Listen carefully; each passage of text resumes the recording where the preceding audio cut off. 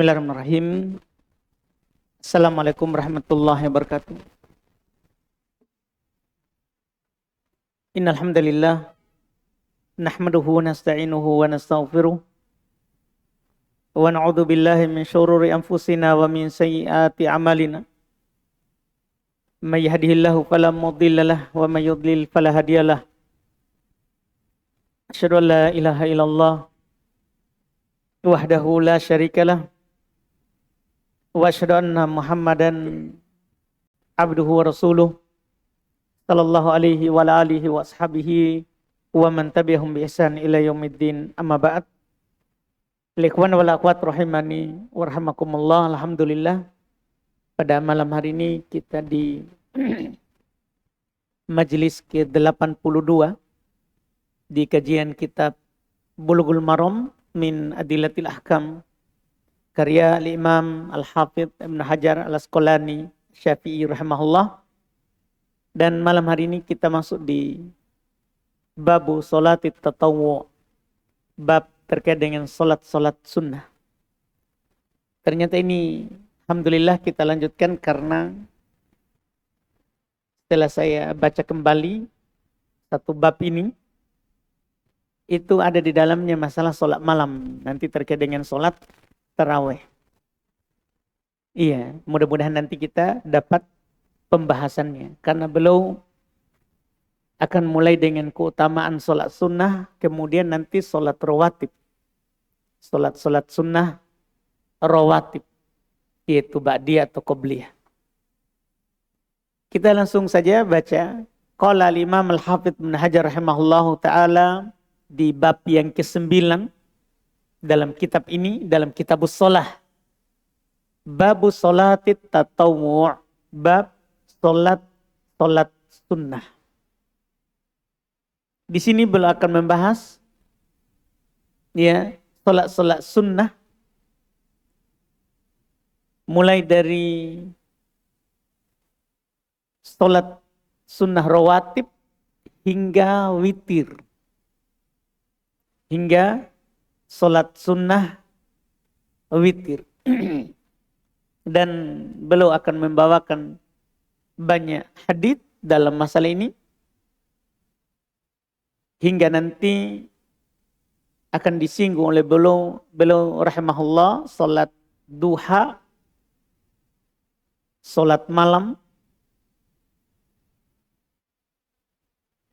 dan solat-solat sunnah yang terdapat hadits dari Nabi Sallallahu Alaihi Wasallam. Bahkan beliau menyebutkan solat sunnah yang diperselisihkan, apakah sahih hadits atau tidak. Seperti nanti beliau akan sebutkan solat sunnah qobliyah asar. Hadits ini diperselisihkan, ada yang mensahihkan, ada yang mendoibkan, tapi beliau akan menyebutkan semua yang datang haditsnya, Setelah itu beliau akan keluar dari bab ini dan ke bab yang ke-10, bab tentang sholat jamaah dan imam. Sholat jamaah dan imam. Hampir kebanyakan sholat sunnah disinggung di sini, di bab ini, bab ke-9 dalam kitabus sholah. Kita baca hadits yang pertama. Qala al-Imam Al-Hafidh Ibn Hajar rahimahullah an Rabi'ata ibnu Ka'ab al-Aslami radhiyallahu anhu, ini salah harokat ini ya. Radhiyallahu anhu qala lin Nabi sallallahu alaihi wa alihi wasallam sal faqultu as'aluka murafaqataka fil jannah. Faqala aw ghairu dzalik qultu huwa dzak. Qala fa'inni ala nafsik bi kathratis sujud. Ini hadits beliau jadikan pembuka untuk menjelaskan keutamaan salat sunnah. Kata beliau rahimahullah dari Rabi'ah ibn Malik al-Aslami radhiyallahu ta'ala anhu, beliau berkata, Nabi Shallallahu Alaihi Wasallam pernah bersabda kepadaku, beliau pernah berkata kepadaku, "Sal, mintalah." Nabi Shallallahu Alaihi Wasallam kadang beliau yang meminta dan bertanya kepada para sahabat, kemudian nanti beliau jawab. Kadang juga beliau yang menyuruh para sahabat untuk meminta atau bertanya. Untuk meminta atau bertanya. Di sini Nabi katakan kepada Rabi'ah ibn Ka'ab al-Aslami, "Sal, mintalah." Maka beliau menjawab, Rabi'ah ibn Ka'ab al-Aslami, perhatikan permintaan sahabat. Karena himmah mereka akhirat. Semangat mereka akhirat. Saya bilang, kata beliau, saya meminta kepadamu murafaqataka fil jannah, untuk menjadi menyertaimu di surga. Permintaan berat dan besar. Dan ini surga. Nabi berkata kepadanya, setelah mendengar permintaan itu, iya, aw ghairu dzalik, apakah ada yang lain yang kau mau minta? Tapi dia tetap menjawab, "Huwa." Hanya itu saja. Saya mau menjadi pendampingmu di surga. Orang yang menyertaimu masuk surga. Dan ini kebanyakan dari permintaan sahabat. Ingin surga. Iya. Jarang mereka meminta dunia. Karena kesadaran mereka yang tinggi bahwa di dunia ini tidak ada yang kekal. Semua kita akan meninggalkan yang namanya dunia ini. Dan Nabi Shallallahu Alaihi Wasallam menjelaskan kepada mereka bahwa dunia ini tempat ubur, tempat nyebrang. Hanya tempat singgah. Bukan tempat tinggal. Dan banyak beliau wasiatkan dan nasihatkan pada para sahabat. Seperti Nabi pernah berwasiat dan menasihatkan Ibnu Umar. Kun fid dunya ka'annaka gharib. Jadilah kamu di dunia ini seperti orang asing. Yang namanya orang asing pasti meninggalkan tempat yang asing. Juga Nabi Shallallahu Alaihi Wasallam sendiri, ketika para sahabat melihat punggung beliau berbekas karena tempat tidurnya yang tidak lembut, mereka mengisyaratkan dan pengen membuatkan untuk Nabi SAW tempat tidur yang bagus. Tapi Nabi menasihati mereka, ma ana walid dunya. Ma ana fid dunya illa karokibin istadalla tahta syajaratin faroha thumma taroka. Ada apa saya dengan dunia? Saya tiada lain di dunia ini kecuali seperti orang yang sedang melakukan perjalanan. Orang yang sedang menaiki kendaraan. Yang beristirahat singgah di sebuah pohon, kemudian dia akan meninggalkan pohon itu. Pohon itu dunia. Pohon itu adalah dunia. Semua ini membuat para sahabat itu tidak ada keinginannya kecuali kepada akhirat. Karena pendidikan dari Nabi Shallallahu Alaihi Wasallam. Iya, inilah hasilnya. Disuruh minta, disuruh bertanya, pertanyaannya akhirat. Dan ini tergambar bukan hanya satu sahabat. Kalau satu sahabat kan mungkin istilahnya, iya, hal yang tidak biasa. Tapi ini semua sahabat begitu. Abu Hurairah, dia bertanya kepada Rasulullah, Man as'adun nasi bisyafa'atika yaumal qiyamah. Padahal hidup dunianya susah.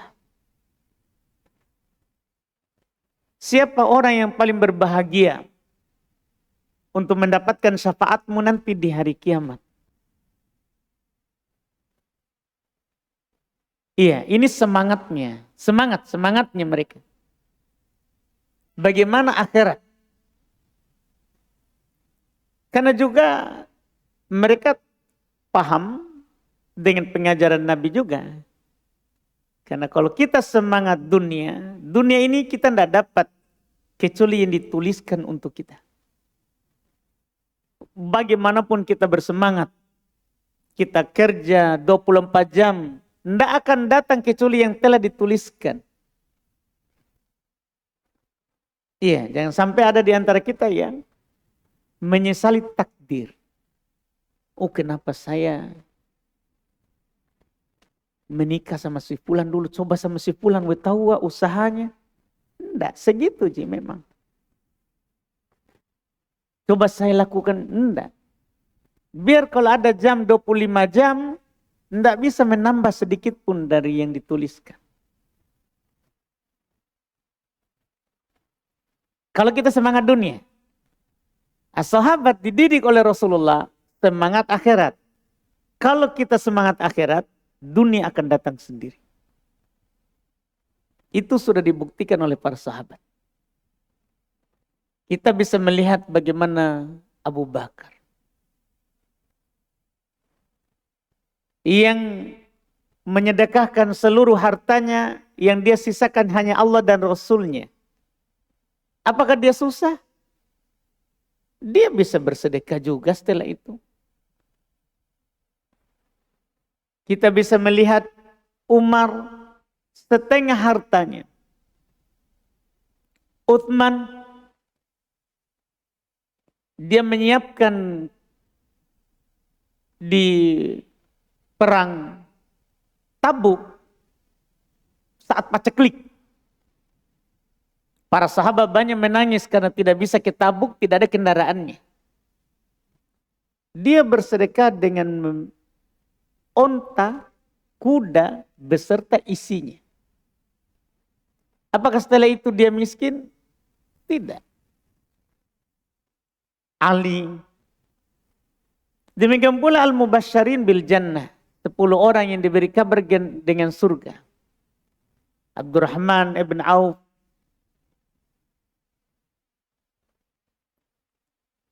Karena semangatnya akhirat, dunia datang. Dunia datang. Karena di dunia ini, kalau kita semangatnya dunia, biar kita menangis darah, dunia tidak datang. Tapi kalau kita semangat akhirat, dunia dijamin. Karena kita tidak akan meninggal sebelum habis rezeki. Kalau ada orang diputuskan oleh dokter, ini sisa sebulan lagi hidup. Tidak mungkin dia akan hidup sebulan lagi kalau habis rezekinya. Tidak mungkin dia akan meninggal dalam sebulan lagi kalau rezekinya masih ada. Tidak mungkin. Iya.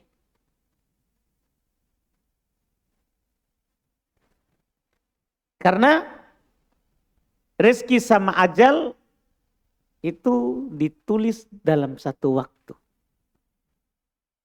Saat kita berusia di dalam perut ibu kita 120 hari. Ditulis satu waktu. Iya. Makanya dari situlah pendidikan inilah yang mereka bawa. Lihat sahabat ini. Sementara kalau kita melihat yang lain, orang-orang di antara Arab Baduy yang datang kepada Rasulullah, kadang dia minta harta. Karena pendidikannya yang dia dengar dari Rasulullah.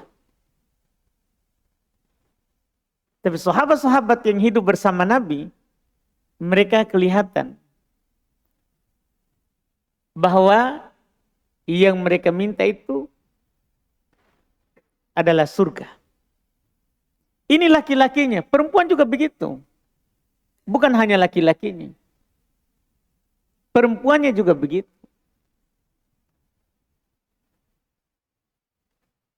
Ada kan paling terkenal kan yang diceritakan oleh Ibnu Abbas. Rasulullah sudah meninggal, dia masih hidup tapi sudah penduduk surga. Perempuan hitam di masa Rasulullah. Dia penyakitan. Dia minta untuk didoakan oleh Rasulullah supaya bisa sembuh. Dunianya bagus. Sembuhkan dunia, minta kesembuhan. Tapi dapat tawaran dari Rasulullah. Kalau kamu mau, saya doakan. Doanya Rasulullah mustajab. Tapi ada tawaran kedua. Kalau kamu mau, sabar untukmu surga. Jadi ditawarkan permintaannya, tapi ditawarkan tawaran lain. Kalau kamu mau, kamu sabar di atas penyakitmu itu. Iya, dan bagimu surga. Rasulullah meninggal, Abu Bakar meninggal, Utsman meninggal. Dia masih hidup berjalan, tapi Ibnu Abbas bilang ke muridnya atau Ibn Abi Robah, mau nggak kamu saya tunjukkan perempuan penduduk surga? Dia di masa tabi'in, sudah di masa sahabat. Atau bin Abi Robah bilang, mau, mana? Kebetulan ada di situ. Itu perempuan hitam. Dia pernah datang kepada Rasulullah, minta didoakan supaya sembuh dari penyakitnya. Jadi penyakit tidak menjamin bahwa ini orang sakitan akan meninggal. Diceritakan oleh Ibnu Abbas, ini perempuan pernah datang ke Rasulullah, minta didoakan. Tapi Rasulullah menawarkan dia bersabar surga. Dia pilih surga. Dia bilang, saya sabar. Karena bagaimanapun penyakit, pasti meninggal. Karena orang sehat juga meninggal. Jadi kita pilihan penting. Kita pilih akhirat atau pilih dunia. Ini perempuan ini. Padahal kalau perempuan orang kurang agama, kurang akal. Banyak perempuan pilih dunia. Karena mereka kurang akal. Perempuan itu cita-citanya itu pendek, kecuali yang dirahmati oleh Allah. Cita-citanya itu dunia. Makanya banyak perempuan itu masalah adalah di penghasilan suami. Sibuk dia. Sibuk cari. Berapa kau dapat bulan ini? Mohon maaf ini akhwat di atas. Itu kenyataan. Iya, Nabi yang bilang, Nabi juga yang bilang. Iya. Yakfurnal ashir. Nabi yang bilang. Itu perempuan. Kafir terhadap kebaikan suami kepadanya. Karena perempuan. Pendek akal. Lau ahsanta ilaihina dahar. Kata Nabi. Sekiranya kamu berbuat baik kepadanya seumur hidupmu. Pokoknya seumur hidupmu. Berbuat baik kepadanya. Siapa di sini yang pokoknya? Oh ini Bapak. Berapa umur Bapak? 51. Ibu masih ada? Berapa? Oh 61 Pak. Baik. Tahun berapa kita menikah? Umur berapa? Umur berapa kita menikah dengan ibu?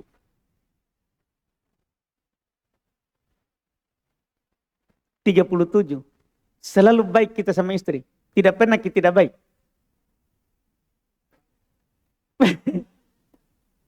Iya. Ini Nabi bilang, Pak. Sekiranya kamu ini dari umur berapa, Pak? 30 ya kita nikah. 37. Sekarang 61. Sudah berapa tahun kita? 34. Sekiranya tidak pernah kita tidak baik. Pokoknya istri tak ratu tak. Mau potong kuku kita potongkan. Mau apa kita kasih. Pokoknya Bapak layani dia seumur hidup tak. Tapi satu kali saja Bapak buat salah. Nah ingat itu terus. Jadi dia ahli sejarah dalam kejelekan suami. Tapi dalam kebaikannya, tidak ahli. Tidak ahli sejarah. Langsung tereset begitu. Tapi kalau keburukannya, jangan. Itu perempuan. Karena kurang agama, kurang akal. Itu yang begitu dia. Iya. Sehingga mereka itu masalah dunia. Lebih banyak masalah di dunia dibandingkan akhiratnya. Dia tidak pernah ingat bahwa suaminya pernah ajar dia ke tempat taklim. Suaminya memboncengnya. Walaupun uang di bulan itu kurang. Tapi dia tidak tahu dia pernah dibonceng ke JF. Walaupun Bapak, saya lihat Bapak dibonceng. Iya. Tapi maksudnya begitu. Itu kan sudah kebaikannya. Dia izinkan kita taklim. Kebaikan. Tapi uang bulan itu kurang, masalah besar. Yang diingat, uang kurang.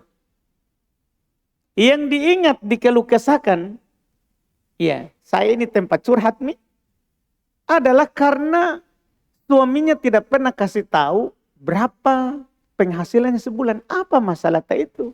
Yang penting kita hidup, makan, minum, kan selesai. Tidak harus kita tahu berapa dia hasilnya sebulan. Kan tidak harus. Tapi kalau saya pribadi, daripada ditanya, lebih baik kasih saja rekeningnya untuk dikirim ke sana. Supaya tidak ditanya lagi berapa penghasilanmu. Itu mau yang masuk. Supaya aman negara kita ini. Tidak pernah lagi ditanya. Daripada gara-gara begitu lagi kita nanti ribut. Tapi banyak orang masalah pertanyaan begitu je. Ustaz, apa hukumnya suamiku? Tidak pernah dia kasih tahu saya berapa penghasilannya. Nah kan yang penting kita sudah dikasih belanja. Tapi itulah perempuan, pendek akal, kurang agama. Semua masalah diurus. Kala-kala intelijen. Iya, ini masalah. Tapi kita kembali ke asal masalah adalah, ini sebenarnya masalah itu terjadi, kurang ilmu. Makanya Nabi bilang jangan melarang itu perempuan ke masjid. Kalau dia mau. Jangan. Untuk kita juga itu. Untuk suami. Karena kalau dia kurang belajar, begitu yang dia urus. Iya. Lebih baik dia ke masjid. Supaya juga minimal kalau tidak dengar taklim, dia cerita sama temannya di atas. Iya. Dia cerita sama temannya, akhirnya bukan kita yang dikasih sibuk. Sudah dia curhat sama temannya. Biar bawa saja ke masjid. Karena mereka begitu. Pendek akal, kurang agama. Lihat perempuan sahabat. Sembuh atau surga? Apa dia pilih? Kalau istri itu pilih apa ini? Kan begitu. Dulu Nabi pernah bilang, siapa yang punya anak meninggal 3. Di pengajian perempuan ini. Di pengajian perempuan. Karena dulu perempuan meminta juga kepada Rasulullah supaya disiapkan sehari untuk jadwal mereka. Di antara pengajian mereka adalah Nabi kabarkan kepada mereka, siapa yang meninggal anaknya 3, waktu bayi, waktu kecil, maka untungnya surga. Mereka bertanya, ya Rasulullah 1 gimana? 2 gimana? 2 juga. Dia Kalau seandainya dia bertanya lagi satu gimana, pasti Nabi juga bilang. Ini semangatnya mereka. Ketika dibilang surga, itu yang dia cari. Itu yang dia utamakan. Kita sekarang agak sulit. Iya, agak sulit. Makanya jangan salahkan suami. Masalah begitu. Iya, sekarang banyak orang, Ustadz, kenapa itu suamiku poligami terus? Nah bahas. Ta'adud terus. Nah gimana? Kita diajak malam dingin mandi subuh. Gimana caranya? Dia pasti cari yang bisa mandi subuh. Seharusnya kan dalam hadis, jika kita diajak, tidak boleh ditolak. Walaupun kita lagi masak. Walaupun kita lagi di atas pelana kuda, suami bilang, saya menginginkanmu, lepas kuda, lari ke kuda yang baru. Itu kan harusnya begitu. Orang dulu diajar oleh Nabi SAW. Iya. Sekarang kita kan susah begitu. Susah.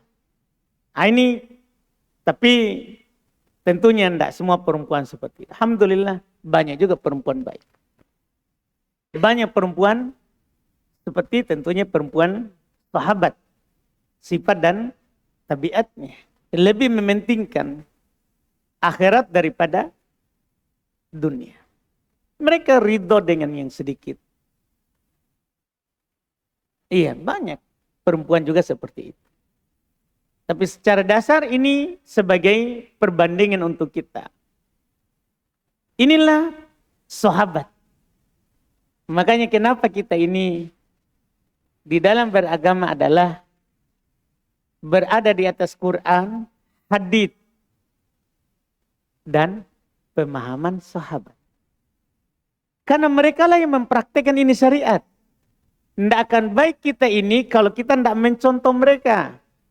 Jengki bilang, dulu Ustadz tidak ada WA, tidak ada Facebook. Jadi perempuan tidak sibuk. Bukan masalah itu. Jangan bilang begitu. Tetap ada kesibukan waktu itu. Kita kira hanya kita yang sibuk.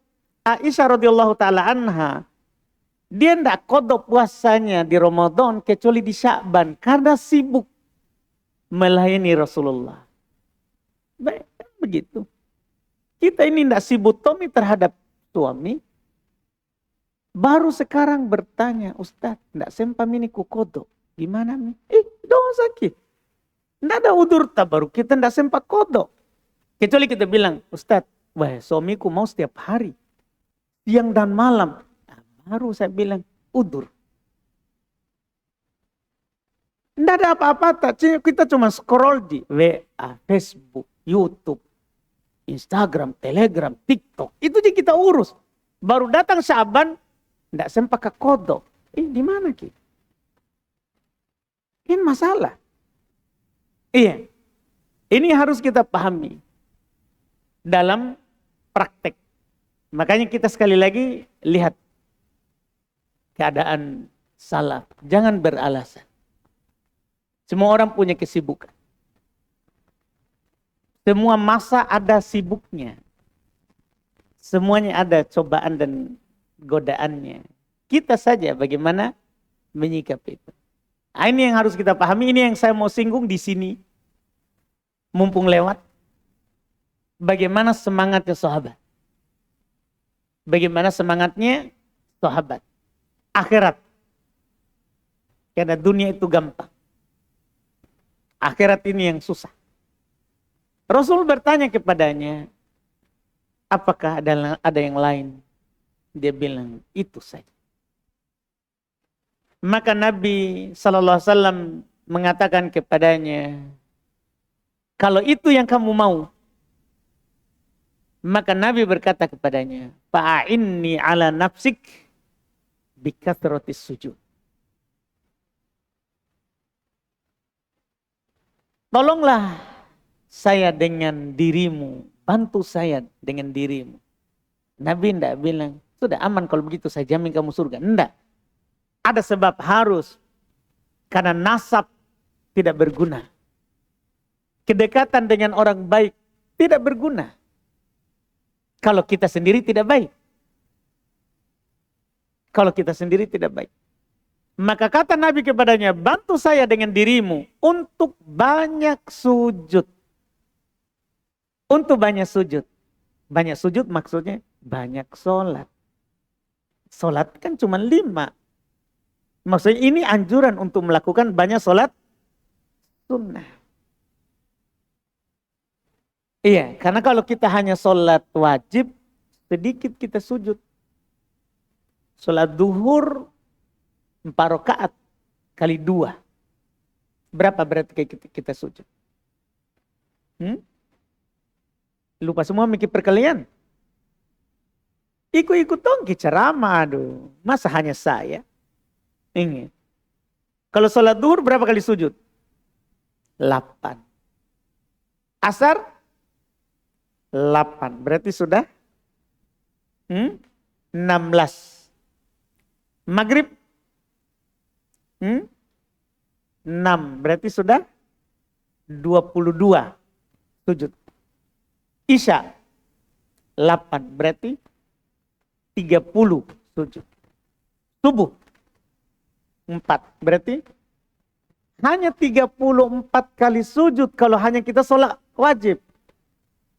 Sementara Nabi bilang kalau mau menjadi pendampingku, orang yang menyertaiku di surga, banyak sujud. Banyak sujud. Bukan hanya 30, berapa tadi? 4 sujud, bukan. Banyak sujud. Bantu saya dengan dirimu untuk melakukan banyak sujud. Tidak mungkin banyak sujud kalau tidak banyak sholat. Harus kita tambah. Selain 34 kali sujud tadi. Iya. Dengan sholat-sholat sunnah. Itu caranya. Karena tidak ada lagi wajib selain itu 5. Dengan jumlah 34 kali sujud. Caranya supaya banyak, ya sholat sunnah. Sholat sunnah. Ini keutamaan. Dari sinilah nanti diambil faedah di sini. Ya, sumber hadits. Hadits ini diriwayatkan oleh Imam Muslim di nomor 489. Derajat hadis sahih. Fikihnya keutamaan sholat sunnah. Ternyata itu sholat sunnah. Itu penyebab masuk surga. Karena Nabi cuma ditanya, diminta oleh sahabat ini Rabi'ah ibn Ka'ab al-Aslami mau surga. Nabi bilang perbanyak sujud. Berarti sujud itu sholat adalah sebab masuk surga. Adalah sebab masuk surga. Ini diantara keutamaan. Ditambah lagi nanti di hari kiamat bahwa sholat sunnah itu bisa menutupi kekurangan sholat fardu. Kan kita tidak tahu ini sholat fardu. Kadang kita dari takbir sampai salam tidak ada sama sekali hadir hati. Kadang kita takbir imam, takbir, salam imam, salam juga. Tapi ketika kita periksa kembali, apa tadi yang kita baca? Atau apa tadi yang imam baca? Tidak ada yang kita tahu. Iya. Sholat sunnah menutup kekurangan itu. Dalam hadits yang lain, penulis tidak sebutkan ya. Penulis beliau hanya menyebutkan ini satu hadis tentang keutamaannya. Walaupun nanti di sholat sunnah yang akan datang ada disinggung keutamaan khusus. Di hadis lain, ketika Nabi SAW mengatakan inna awwala ma yuhasabu bihil abdu yaumal qiyamah min amalih sholah, yang pertama sekali nanti yang dihisap, ditanyakan kepada seorang hamba pada hari kiamat dari amalannya adalah sholat. Itu sholat wajib dulu. Kalau kurang kata Nabi fa'inin taqasa min faridatihi syai'un, jika kurang dari sholat fardunya sesuatu, kurang apa saja? kurang dalam ruku, kurang dalam sujud, kurang dalam bacaan. Pokoknya syai'un nakiro. Umum, kurang dalam sesuatu apapun dalam sholat fardu. Qala Rabb, kata Nabi, Rabb berkata, unduru hal li abdi min tatawwu'. Coba lihat apakah dari hambaku itu punya sholat sunnah. Jadi kalau ada kekurangan di sholat fardu, Allah berkata, coba lihat, periksa, apakah hambaku ini punya sholat sunnah. Kata Nabi, fayukammal biha man taqassa minal farid. Maka disempurnakan dengan sholat sunnahnya itu apa yang kurang dari sholat wajib. Ini fungsi penutup kekurangan. Kadang sebagian kita kan bilang, itu kan cuma sunnah. Saya jaga wajib saja. Jaga wajib, kita yakin wajibnya tidak kurang. Iya. Kita yakin tidak pernah masbuk. Jadi kita hanya jaga wajib. Kan kita tahu sendiri kan, masing-masing diri kita. Maka lakukan yang sunnah. Iya, lakukan yang sunnah. Untuk menutup kekurangan dari yang wajib. Untuk menutup kekurangan dari yang wajib. Ini hadits besar keutamaan sholat sunnah. Ditambah lagi kan sholat sunnah ini mendatangkan kecintaan Allah kepada kita. Dengannya kalau kita dicintai oleh Allah, maka kita akan diberi petunjuk kepada hal-hal yang mendatangkan cinta Allah. Iya. Seperti dalam hadits qudsi. Allah Subhanahu wa taala katakan, ma yazalu 'abdi yataqarrabu ilayya bin nawafil hatta uhibbah. Terus menerus hambaku mendekatkan dirinya kepadaku dengan perkara-perkara yang sunnah dari sholat hingga saya mencintai. Kan kalau kita dicintai oleh Allah, maka mudah segala kebaikan. Karena Allah akan memberikan hidayah kepada kita untuk beramal dengan amalan yang mendatangkan cinta Allah Subhanahu wa ta'ala. Bahkan kalau ada yang memusuhi kita, Allah umumkan peperangan kepadanya. Di hadits yang sama.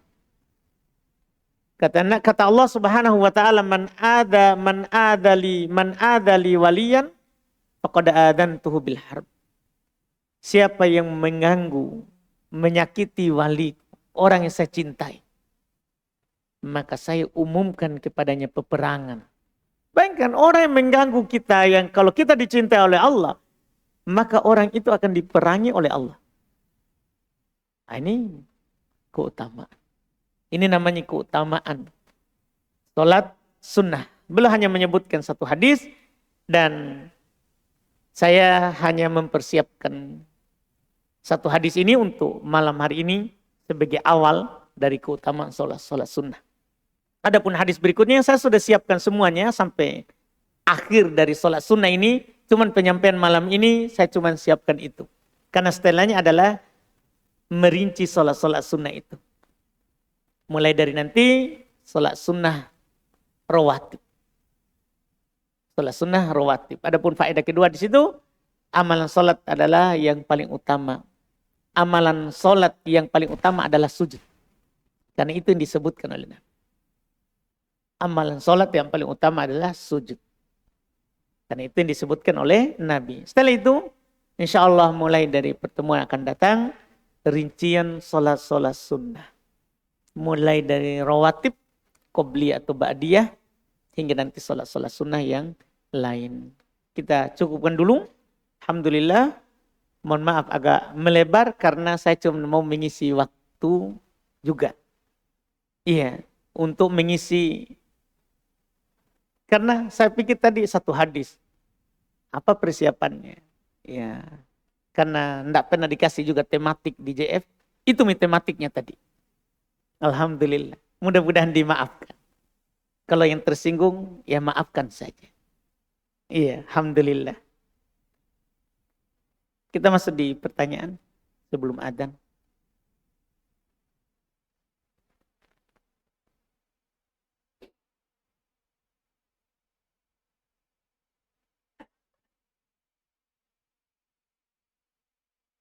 Bismillah. Ini ada pertanyaan pertama. Saat keimanan sedang lemah, apa amalan yang paling cepat menaikkan iman?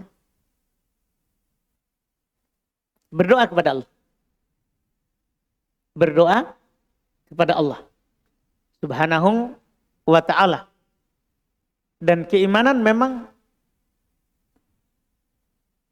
ya selalu melemah. Karena Nabi SAW katakan keimanan itu seperti pakaian. Iya. Kata beliau, innal imana layak laku di fathah lamnya. Bukan yakhluku. Sama hurufnya tapi beda harokat. Innal imana layak laku fi qulubi ahadikum kama yakhlaqut thawb. Sungguh keimanan itu betul-betul kata Nabi akan pudar di hati salah seorang dari kalian. Sebagaimana pakaian itu akan pudar yang kalian pakai. Baju yang kita pakai ini pasti berubah warnanya. Mau tidak mau. Enggak tahu ya kalau orang punya baju mahal ya. Ada ya? Enggak tahu juga itu. Mungkin ada. Enggak pernah berubah warnanya. Tapi kalau enggak berubah pasti dia bosan memakainya. Berarti kan sama juga. Sungguh keimanan itu akan pudar di dalam hati kalian. Seperti pakaian yang kalian pakai juga akan pudar. Maka apa jalan keluarnya? Kalau pudar, kalau lemah maksudnya itu keimanan. Fas'alullaha ayyujaddida imanakum. Mintalah kepada Allah supaya memperbaharui keimanan kalian. Jadi itulah saya bilang tadi. Doa. Berdoa kepada Allah. Supaya keimanan itu terus bertambah. Terus diperbaharui. Berdoa. Iya. Selain itu tentunya baca Quran. Karena Quran kalau dibacakan, kalau kita tidak baca, dengarkan yang membaca. Hadiri ceramah. Karena orang yang beriman kalau dibacakan Quran, zadatu imana. Akan bertambah keimanannya. Kita itu orang beriman dengar ceramah bertambah. Bukan dengar ceramah, tidak mau hadir lagi nanti usah ubaid. Kita dikata-katain deh. Tidak begitu orang beriman. Karena orang beriman kalau ada yang menasehati bertambah keimanannya. Pengen lagi dia hadir. Iya, kan begitu. Orang beriman, baca Quran. Baca Quran, bertambah keiman. Itu yang kedua. Yang paling besar menambah keiman. Yang kedua, yang ketiga, tentunya beramal-amalan soleh. Karena beramal itu menambah keiman. Beramal itu menambah keiman. Yang keempat ya, kita baca sejarah-sejarah orang terdahulu. Bagaimana keimanan mereka itu tidak berkurang apa yang mereka lakukan. Kita baca kisah para nabi, kisah orang-orang baik, sahabat, khalifah yang 4 misalnya. Kalau kita tidak bisa baca semua ya baca sebagian. Ini ya kan kalau kita baca Bidaya nihaya kan orang langsung loyo dari awal. Kapan selesai ini? Kan begitu. Tapi kita ambil misalnya kisah para nabi. Kalau tidak bisa para nabi, Nabi Muhammad saja. Iya. Kalau tidak bisa baca seluruh sahabat, maka bisa 10 yang diberitakan sebagai penghuni surga. Kalau juga berat, khalifah 4. Kan para ulama kita sudah pisahkan itu semua. Iya, sudah pisahkan. Itu yang kita baca. Karena dengan membaca kisah mereka, kita juga akan mendapatkan kebaikan. Ada pelajaran dari kisah itu. Wallahualam. Bagaimana kadar seorang dikatakan telah mengamalkan ilmunya.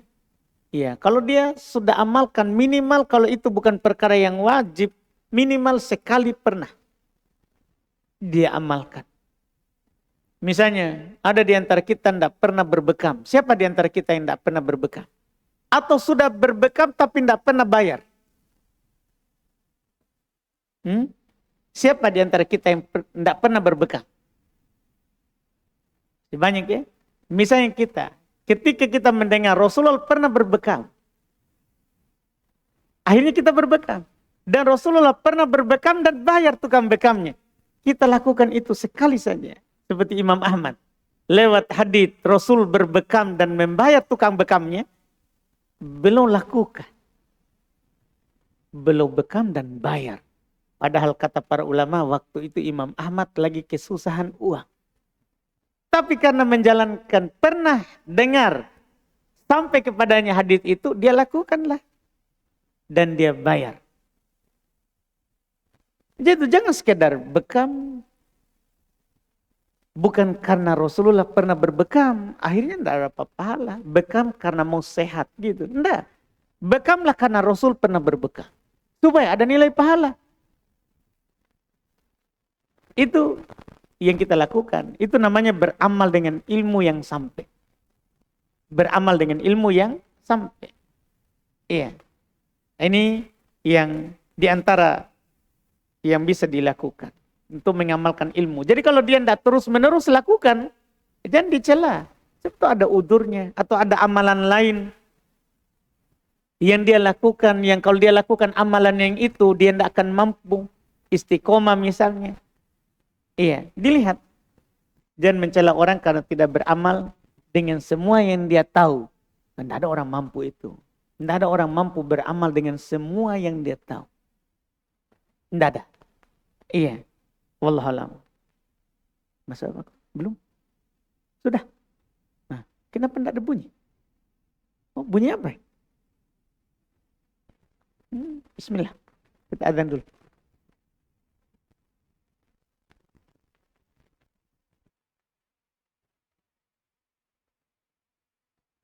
Kita lanjut lagi di tanya jawab. Ustaz, apakah boleh sholat taubat setiap kali kita sudah berbuat dosa? Boleh, kalau dibilang boleh, boleh. Iya, dibolehkan. Ada datang hadis dari Nabi SAW, dari Abu Bakar radhiyallahu ta'ala anhu. Ya, walaupun kita tidak perlu tobat itu tunggu sholat. Iya, kita tidak perlu tunggu sholat. Tapi sunnah sholat tobat. Tidak perlu tunggu, tapi tidak perlu tunggu sholat baru tobat. Tidak. Kalau kita bersalah, langsung kita bertobat. Kembali kepada Allah Subhanahu wa ta'ala dengan segera. Apakah seorang istri berdosa kalau tidak memasak? Karena suaminya tidak memberinya uang untuk belanja. Kebutuhan sehari-hari. Tidak berdosa. Nabi pernah pulang ke istrinya. Karena tidak ada memang uang mau dikasih. Iya. Nabi bertanya, apakah ada makanan? Istrinya bilang, tidak ada. Kata Nabi, kalau begitu saya puasa. Berarti kalau kita tidak kasih uang belanja, istri tidak masak, jangan lempar panci. Langsung dia bilang, kalau begitu saya puasa. Kan begitu. Kan kita tidak kasih. Jadi kalau tidak dimasak, ya maafkan istrinya. Bilang saja, kalau begitu saya puasa. Itu jangan pergi bilang makan di luar baru kita kasih istri tahu uang belanja. Atau kalau ada uang ya, ajak istri makan. Kan begitu. Ceritanya supaya aman. Karena kewajiban kita adalah memberikan uang belanja kepada istri. Menafkahi istri. Wallahualam.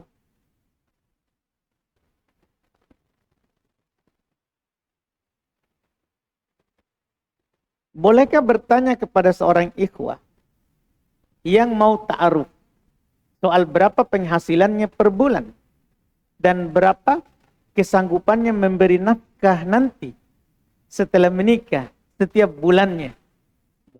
Ya Allah. Kalau ditanya boleh, boleh, enggak apa-apa. Itu hal yang mubah. Itu hal yang mubah. Boleh dia bertanya. Boleh dia bertanya. Karena kan seorang laki-laki itu juga dinikahi seperti perempuan dinikahi. Perempuan dinikahi karena cantik, punya nasab, iya, punya harta, punya agama. Laki-laki juga dinikahi, ya, begitu juga. Karena gagah, karena punya nasab, punya harta, punya agama. Sama-sama. Iya.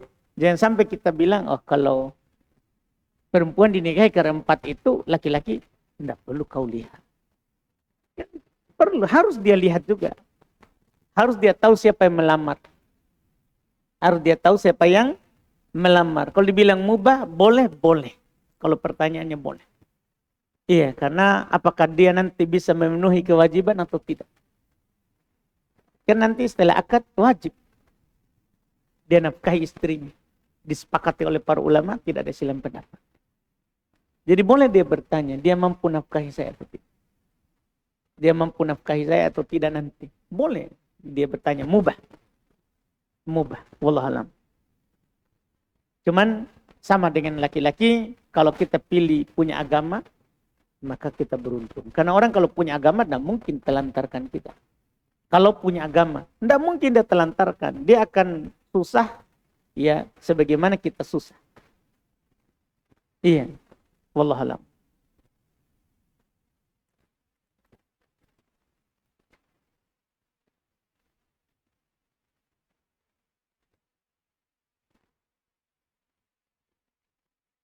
Ayah, Ustadz izin bertanya. Ayah sama ibuku sudah pisah rumah, tapi belum cerai. Mereka berselisih paham. Sudah 2 bulan. Dan ayahku juga sudah tidak menafkahi ibuku. Dan juga kami anak-anaknya.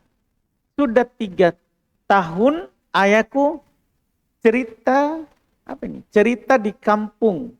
Kalau mereka sudah pisah, iya, kalau mereka sudah pisah.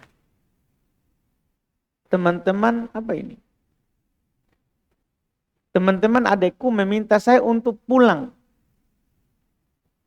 menengahi. Karena mereka sudah tidak bisa membantu. Tidak bisa membantu mereka bersama lagi. Bagaimana dengan saya?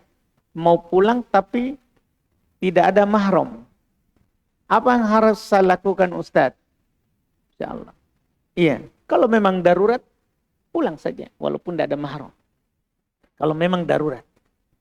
Iya. Kalau memang memang ayah ibu akan mendengar kita, pulang. Udzur tak ada di tangannya Allah. Kalau memang seperti itu ceritanya. Iya. Kita yakin kalau kita pulang, insya Allah mereka langsung berdamai. Kita bisa mendamaikan. Kita kadang pulang, darurat.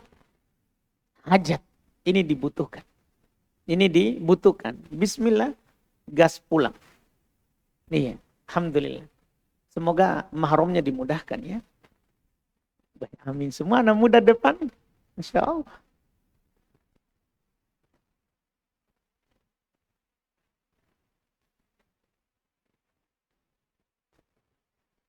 Ustaz, ketika saya sakit demam, ditambah nyeri badan, saya sangat malas beribadah. ibadah-ibadah sunnah seperti sholat sunnah dan lainnya saya tinggalkan. Tinggal sholat fardu yang saya kerjakan. Itu pun selalu saya akhirkan waktunya. Pertanyaannya, bolehkah saya bertayamum karena tidak kuat menyentuh air karena dingin? Boleh. Tayamum boleh. Selama tidak bisa menyentuh air atau menyentuh air bisa tapi akan menambah sakit. Memperlambat sembuh. Boleh kita bertayamum. Karena tayamum itu disyariatkan kalau kita tidak punya air atau tidak bisa pakai air. Itu disyariatkan tayamum. Bolehkah saya jamak sholat dan sholat sambil baring atau duduk? Orang sakit boleh jamak sempurna. Menggabungkan duhur asar dalam satu waktu, takdim atau takhir. Maghrib isya dalam satu waktu, takdim atau takhir. Jamak sempurna. Sakit termasuk udzur untuk jamak. Berbaring atau duduk boleh. Kata Nabi dalam hadits Bukhari, sholli qa'imah. Sholatlah berdiri dalam keadaan berdiri. Kalau tidak mampu, faqa'idah, duduk. Kalau tidak mampu, fa'ala jambin, maka berbaring. Jadi boleh kita duduk kalau tidak mampu berdiri. Boleh kita berbaring kalau tidak mampu duduk. Boleh. Apakah berarti, pertanyaan ketiga, apakah berarti saya tidak memiliki amalan ibadah sunnah rutin? Karena pada saat sakit saya meninggalkannya. Dan apakah saya termasuk orang munafik? Karena ketika diuji sakit saya menjadi malas beribadah. Belum tentu, bukan enggak. Karena memang orang sakit gugur. Kalau dia tidak melakukan sholat sunnah. Dan biasa sebelum sakit dia melakukan sholat sunnah rutin. Maka ditulis untuknya seperti sehat. Pahalanya tetap ditulis. Tidak dikurangi. Tidak dikurangi. Iya.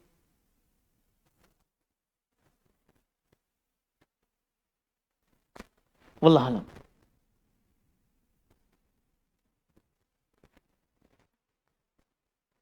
Sedikit lagi ya, pertanyaan cukup banyak. Ustaz, orang tua ingin membagikan hadiah kepada setiap anaknya, yaitu rumah bukan uang. Masya Allah, nikmatnya. Agar kelak tidak ada lagi pembagian warisan.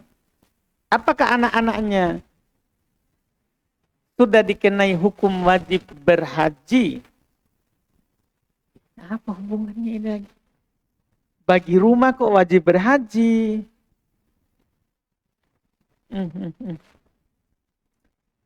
Apakah rumah harus dijual lalu uangnya dipakai untuk berhaji? Baik. Pertama, kalau orang tua kasih dia masih sehat. Dia kasih semua anaknya rumah, itu namanya hibah. Itu tidak menggugurkan warisan. Karena warisan itu adalah harta yang ditinggal oleh orang tua saat dia meninggal itu masih dikuasanya orang tua. Itu dibilang warisan. Karena warisan tidak akan dikatakan warisan kecuali sudah meninggal yang mewarisi. Dipahamkan? Jadi nanti itu tetap. Walaupun dia sudah bagikan semua. Tapi ketika orang tua meninggal dan masih punya harta, tetap jadi waris. Tetap dibagi ke ahli waris.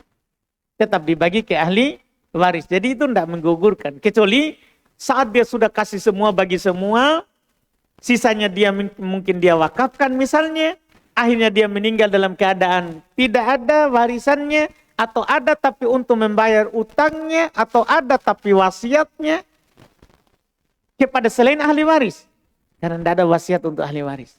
Tidak boleh berwasiat untuk ahli waris. Karena banyak perselisihan, orang tidak menjalankan itu sunnah. Orang berwasiat kepada ahli waris. Salah. Kata Nabi, la wasiat ahli waris. Tidak ada wasiat untuk ahli waris. Tidak ada wasiat untuk ahli waris. Iya. Jadi, kalau misalnya tidak ada habis semua dibayar utang, diselenggarakan jenazahnya. Iya. Habis hartanya. Tidak ada warisan. Tidak ada warisan. Adapun sudah bayar utang.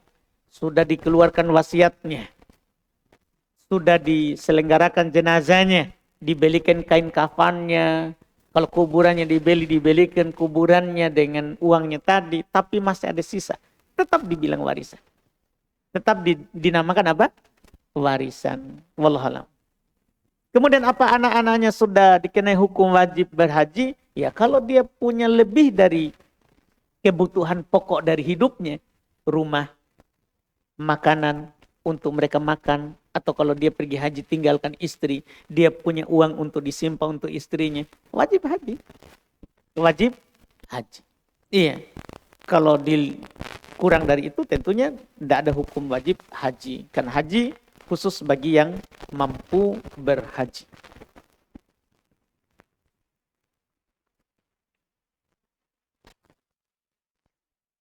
Ustaz, ketika masbuk dan menambah 1 rakaat atau 2, pertanyaan saya, apakah ketika bangkit berdiri setelah imam salam, kita takbiratul ihram atau tidak? Tidak. Tidak ada lagi takbiratul ihram. Takbiratul ihram itu adalah awal sholat. Mungkin kita salah ya. Bukan takbiratul ihram di situ. Takbiratul intiqal. Takbir perpindahan. Itu mungkin yang kita tanya. Kalau takbiratul ihram tidak ada lagi syariat kecuali di awal. Ya, setelah itu adalah takbir perpindahan setiap gerakan. Setiap naik turun disunahkan untuk bertakbir perpindahan. Iya, tetap ada takbir.